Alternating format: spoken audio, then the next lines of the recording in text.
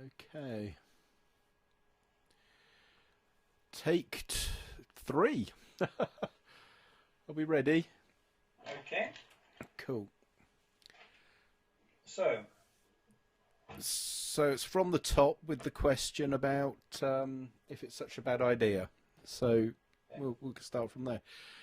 let me just make sure. Can you see me properly? Yes, I can.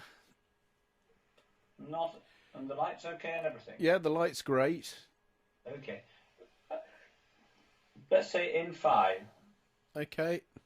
4, 3, 2, go. Right.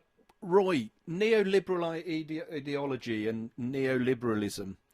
If it's such a bad idea, why is it so successful? How's it gone so right for them? Well, it's been around for a long time, and it originated with the elites. At the end of the 18th century, you've heard of Adam Smith, of course. Everyone's heard of Adam Smith and the Wealth of Nations. But he was a student of a group of economists and thinkers called the physiocrats in Paris. And they became, as it were, the economic tutors to all the elites of Europe and to the United States. One of their members was a guy called Dupont, and he went to the States and became tutor to the new government in the States, and of course started this amazing chemical business which is still with us today. Mm-hmm. But essentially it was about the importance of property, and so out of this came Wealth of Nations and the notion of the market, but it all fitted beautifully the needs of the elites, because essentially it said that if you interfere with the market, if you interfere with the natural working of business, it makes matters worse rather than better. And all of this was the justification for putting 5-year-old children down the coal mines for 12 hours a day or whatever it happened to be, for working them in mills and deafening them and ruining their health for, again, 12 hours a day at the age of 6 and that sort of thing. All that was for the good. And the more profit that people made, the better it was. Mm-hmm. And that's still, essentially, you recognize that today, child labor and so on, wherever it happens to be, is a good thing. That's globalization at work. So that's basically what we're doing, what neoliberalism is that whole movement from the end of the 18th century onwards through the 19th century. And it got derailed somewhat at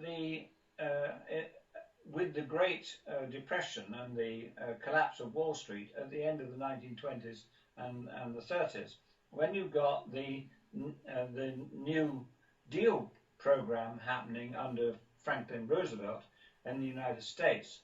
And so you then got the beginnings of a sort of general idea that we could have welfare states, and this was Keynes, that in fact you didn't have to have a sort of a strictly balanced budget. You could live on debt because governments can create debt.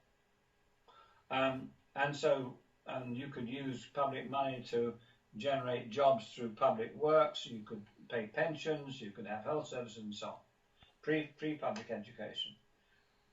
And so these ideas began to come together into a kind of coherent narrative and policy called social democracy, which spread throughout the world at the end of the Second World War. And but there were still classical economists who thought all this was terribly wrong, and basically were still thinking in the way that the physiocrats and Adam Smith were thinking at the end of the 18th century. But although Adam Smith was a moralist as well, so he always said that you put two businessmen in a room together and they will form a conspiracy against the customer. So from 1945 onwards until the middle 70s, you had this 30 years or so of social democracy. Meantime, Friedrich von Hayek and his friends were doing their level best to prepare to infiltrate the political systems with their ideas, not with their people. They didn't stand for government. They created kind of circles of friendship between the intellectuals, the neoclassical intellectuals, neoliberal intellectuals, and right-wing politicians who thought more or less the same as the people at the end of the 18th century. Margaret Thatcher, all wanting to turn the clock back to where you had, you had responsible society, and you weren't feather bedding people, and you didn't have the state interfering in everything. And businessmen know best how to run business. And so, and the social democracy project sort of peaked at the end of the 1960s, with especially in the United States, with the model cities projects and the civil rights projects and so on and so forth. At which point, a whole new factor entered it, and that was that the American Chamber of Commerce decided that they had to put a stop to this quote-unquote socialism. And so they started mobilizing the intellectuals, the whole of the American capitalist system, as it were, to fund the intellectuals who would guide the politicians to recreate a true market economy. And at the same time, social democracy was in some kind of crisis because the economic certainties of the 40s, 50s, and 60s faded away when you got high unemployment and low growth and all that sort of thing. Remember that the purpose of the whole thing was greater economic growth. We provide prosperity to economic growth. That was the way to create a fairer society. And the moment that you started to fail to create growth, then you were a failed government. You were incompetent. And moreover, by the time we got into the 1970s, the neoliberals had got this network of politics, media, academia, and money, which produced the Thatcherite project, which produced the Reaganite project, and was constantly feeding policies and ideas to them. So they had, for example, when Reagan became president, the first thing he said was the state is not the answer, it is the solution to the problem, it is the problem. And the Heritage Foundation gave him immediately 1,000 policy ideas based on neoliberal ideas. During the 1970s, 80s, thousands of neoliberal think tanks to produce ideas for neoliberal policies were set up and funded. Currently, until recently, neoliberal think tanks in the United States and the UK were the recipients of $500 million a year in funding from business. That's the name. So that's how they've done so well. And of course, the mass media has no idea, has no need, no wish to really examine what they're about. Yeah. And the failed system is socialism. Yeah. That's what's failed. We all know that. And it certainly didn't do terribly well in the 1970s and 80s. So the neoliberal project is what you describe as the neoliberal thought collective, which we move on to in the next chapter. This chapter, you concentrate on the two combatants, which is neoliberalism and super competent democracies. And the one question about TTIP, is that a neoliberal project? Of course it is. It hands power from the people via the state to corporate interests. I mean, it's essentially that. And if you have a dispute with a corporation, then under the TTIP, then it will be resolved by a committee consisting of appointed by corporations. If a state is in dispute, if a corporation says that your regulations on smoking or on the environment or whatever reduce our profits, then we have a case against you. Right. And we can sue your state. Mm-hmm. So another skeptical view about, well, neoliberalism and the ideology or whatever is, well, don't we still have a democracy? We still have a choice of Obama or Bush or Hillary Clinton or Bernie Sanders or Hillary Clinton or or Donald Trump, Another Bush, another Bush, another or shrub, another Clinton. But isn't that a choice?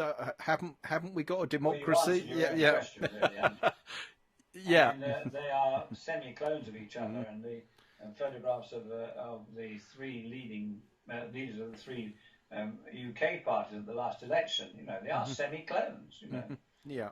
All educated in the same universities, all having the same sort of degrees, having the same sort of education, and singing all basically off the same hymn sheet, with minor variations, and it's a kind of a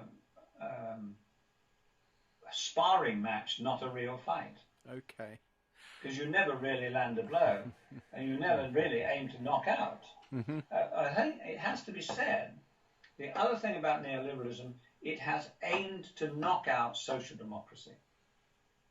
It has had a brilliant, that's a whole nother book, other people have written it, but really it has basically made it impossible, until Jeremy Corbyn comes along, of course, and Bernie Sanders, has made it impossible for the last 30 years to have a serious social democratic politician. Yeah. Which is why everyone's so unhappy about Jeremy Corbyn. Right. Now, Guy on Democracies, you got me at Global Monetocracy. I mean, I that was my greatest takeaway from Guy on Democracies. In Super Competent Democracies, you got me with the competing elites.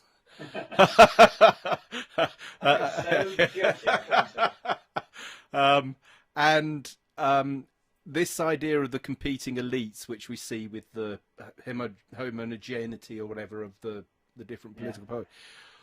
What about Podemos? What about Sergio? What about Jeremy Corbyn?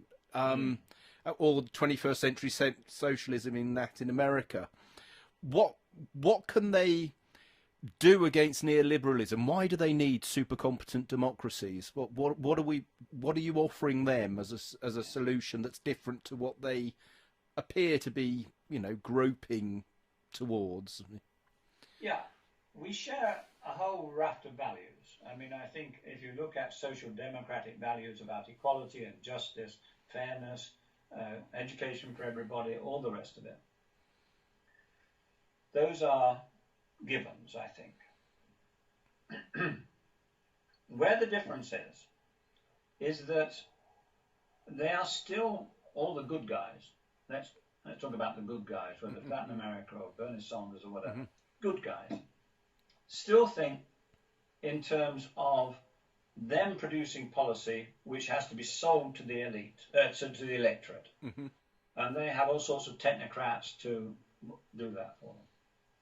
Well, we now know, and we've known for a few decades, that in fact policies produced that way don't work. They're too narrowly framed. They come from a too narrow mindset, a group of like-minded people thinking in like-minded ways. And we now know that if you've got a complex issue, I'll go back just one second. If you've got a complicated matter, like building an aeroplane or a bridge or putting a man on the moon or having a heart transplant, then yes, you need the experts. No question about it. Building a railway truck, fine. But if you want to decide on a transport policy or a health policy or whatever, technocrats are almost useless to you. That is a job for, quote unquote, the people, where you have it's such a complex issue. It's the difference between complicated which can have a solution to it. Yes, there's the aeroplane, there's the man on the moon, there's your new heart. Complex issues are, how do I live a more healthy life? Is this what you call wicked problems? These are wicked problems. Yeah. And they cannot be, quote unquote, solved. You can never put a tick and say that's done. We've done environment change, global warming. We've done a good educational system. Because the moment you get there, you're learning new things. So it's a process. So dealing with complexity is a process of collective learning and collective understanding and collective change. And so it can only be done by by the kind of ensemble of super competences that I talk about. Management cybernetics, participative systems change, soft systems thinking, democratic dialogues, and liberating leadership. And this is the key for people like Corbyn and so on, is that liberating leadership is about liberating the, the potential of the people to deal with the complexity of the problems out there. So, and that fits very well with the value systems of social democracy, but it doesn't fit very well with the notion that we'll put together a think tank of our own to produce these policies. And so it's a question of making that transition. And then the change that comes from that is remarkable.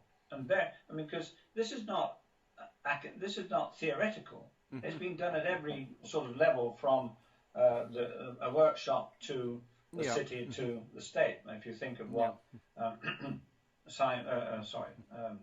Stafford Beer and Salvador Allende managed to do in 2 or 3 short years in Chile in the early 70s. You also talk about Ricardo Semler and Semler Corporation and Mondragon. In a highly democratic system, which he